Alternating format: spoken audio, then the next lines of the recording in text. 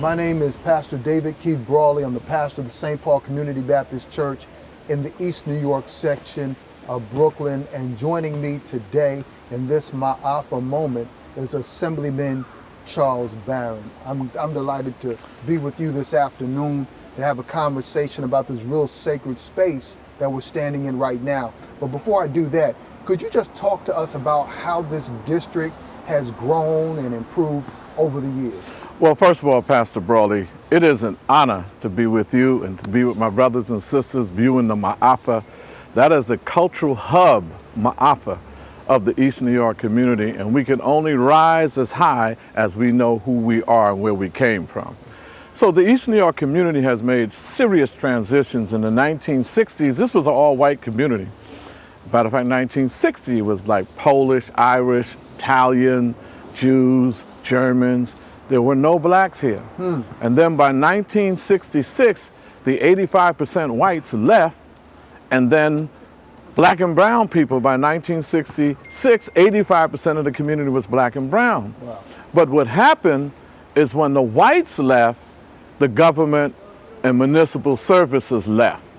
When the whites left, then there was lots, burnt down lots. Many of them hired arsonists to burn down their developments and their buildings and their homes so they can collect the insurance. Wow. So East New York was burnt out by 68, 69, 70.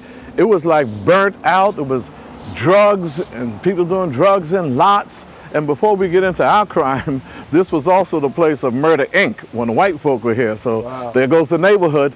But Murder, Inc. was in East New York, and that was the most notorious gangsters around. Wow. But then it turned to that. Then there's been a revival of East New York, and honesty compels me to say, because of you and St. Paul's and because of the work we've done, then East New York now has some of the greatest housing developments, the most affordable housing developments in the city. Yeah. Most people are moving here now. When I first came in 2002, East New York was 67% black.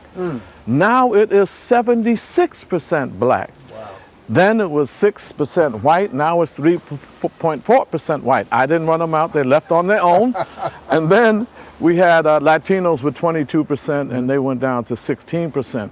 So while other communities were being gentrified because of our work, East New York, at least my part of the district, is not gentrified. It's regenerated. It's regenerated. That's a good one. It's regenerated, actually. So we've seen 12,000 units of affordable housing. You had a lot to do with that. And we've seen new parks, 4 or 5 new parks renovated. We're going to get a brand new library, $31 million. We have a $12 million youth center that we saw come into East New York, and 3 new schools, yes. $100 million project. You're involved in that too, right. in one of the schools. So East New York is on a revival. Now we're trying to reclaim, recapture, and revive our culture. Yeah. So talk a little bit about that. So St. Paul Community Baptist Church, you mentioned the MAAFA, and as always, I give respect and honor to Dr. Johnny Ray Youngblood, yes. who started us on this journey about 26 years ago. And as you know, we've been sharing the MAAFA with the entire world.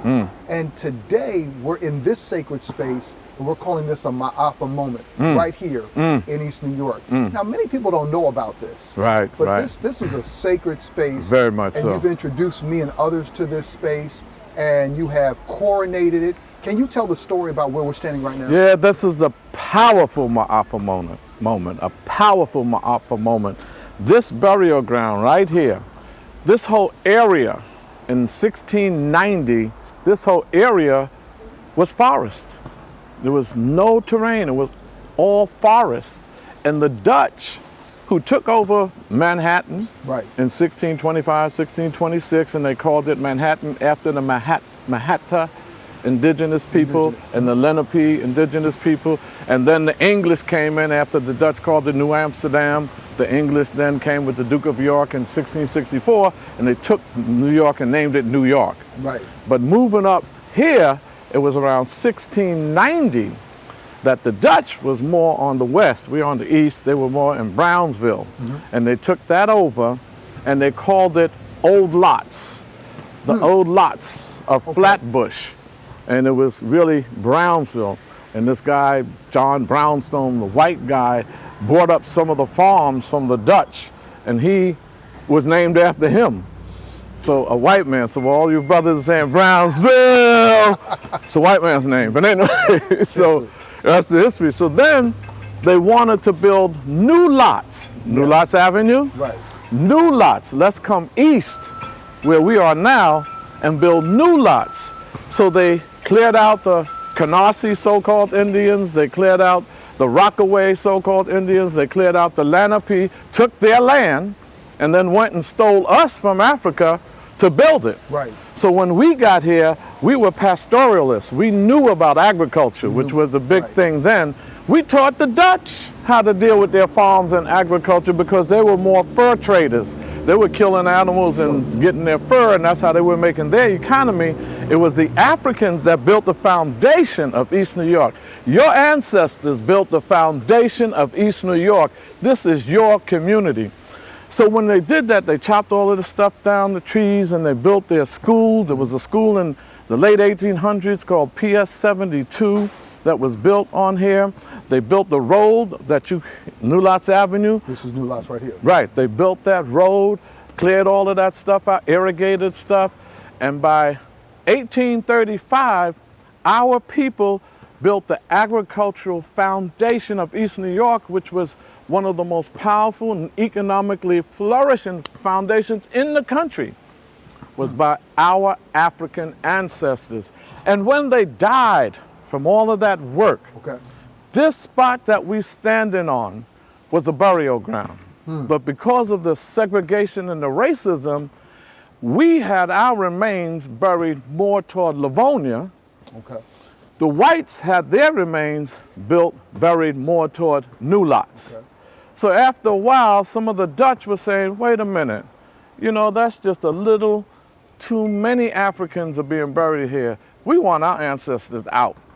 So they took their ancestors, reinterred them across the street. They removed our remains, put them on the roadside on Livonia, and destroyed them. Let them just evaporate. After a while, they just disintegrated, took theirs out, and put them across the street. So they desecrated our bones. They desecrated our bones. And then, but some still remain because parts of them, they didn't get everything out. So we decided that when we started to put the millions of dollars to renovate this park, we said, when you do your excavation, if you find any of our remains, stop. Because we're going to reinter them. This is what you see here. They Wow. found some. Wow. And we want to thank Bell Funeral Home. They did a wonderful job of taking the remains and actually housing them for a while and dealing with the Parks Department, and then they helped on the reinterment of them. So what we're standing over now is the reinterment of our remains. And we're going to use this whole side of the park now, not for recreation, but for culture. And we're going to have this as a memorial side, so we can tell our people that when they took our bones out and they put theirs over there, East New York's foundation was built by African people who were never paid. They were enslaved. And it was the African people that gave John R. Pitkin. Yeah. John R. Pitkin came from Connecticut, and when he came here and bought some land from the Dutch, he wanted to move it to the industrial era and not just agricultural. So he started bringing in factories and all of that. He wasn't successful, but he began that. And once the Depression hit, at that time it was a Great Depression, not the one from 1930s, but in the 1830s. But in 1835, he said, I want it to be like New York City. So since we're east of New York, John R. Pitkin, which Pitkin Avenue is named after, named it East New York. And before that, it was New Lots. Right. So if you look on a lot of the maps, it's going to say New Lots. But a lot of names are named after enslaved Africans, but we're proud to say that we changed Skank Park. This was named Skank Park, and we changed that to Sankofa Park, meaning go back and study your history so you can go forward and plan your future. This is Sankofa Park, officially Sankofa Park, by the New York built our parks department. So we're very proud of making that transition and letting the people know of East New York that your ancestors built this nation. We would call this at St. Paul sacred memory. That's right. And so thank you for kind of doing this and bringing us all together in community so that we can reflect on this story and recollect and renew ourselves so we can continue to do the work. I think there's another site you wanted to take us Yes, to. I want us to now, if we can come and go look at the burial ground where they put the names and the stone heads of the enslavers, so we can take a look at that, and also how we changed this to African Burial Ground Square officially. Okay, let's do that. Let's do it. I'm here on location in East New York with Assemblyman Charles Barron, who's giving us a virtual tour and a history lesson on what is now called the African Burial Ground. And Assemblyman, what's this behind me and what does it represent? Well, you know, as we continue this great MAAFA moment, which is the history of East New York, unearthing the truth of East New York, this is the cemetery that the Dutch built for theirs. Across the street, we were both Africans and the Dutch sharing a cemetery. But over here tells the history of when the Dutch came and almost like just the Indians were just totally wiped out or sent to Long Island, Canarsie and so-called Indians, the Lenape, the Algonquin speakers, and then the Rockaway Indians as well. So on this land that they wanted to build a school for their children, they built it atop of our burial ground. Wow. And it was called PS 72 in around 1890 to late 1800s. They built PS 72. So you're saying they knowingly built a school on top? Desecrated. Wow. That's right. Knowingly built it on top of our burial ground. And then the library, after they demolished the school, the library was then built in 1957 over the same burial ground. Wow. And then they built the park, Skank Park. Do you know they had the nerve to call it Skank Park after the biggest slaveholder? As we go back to the burial ground, you see the name Van Siclen for Van Siclen Avenue. Right. Skank Avenue is also, his lot is in here as well, and his tombstones are in here as well. Van Sinderen is in here. You know, most of the names of our streets are the Dutch enslavers and some of the English enslavers. So we walk by this burial ground every day and not knowing that these were your enslavers and your ancestors were desecrated. Their burial ground was desecrated and stuff was built over it. So when we put in a couple of millions, we meaning Councilmember Inez Barron and myself, put in millions to have the park renovated, we said when you do the excavation, if you find anything, stop. Right. And we made them honor that. And as you saw prior, the burial reinterment of our ancestors. And now that's going to be a whole memorial part of the park. And then the other park will be renovated for the children, the basketball courts, the playground area. And then this library is going to be demolished. And you and I are going to work together to make sure that on the top floor that we have our history, our artifacts about Africa, who we are as an African people.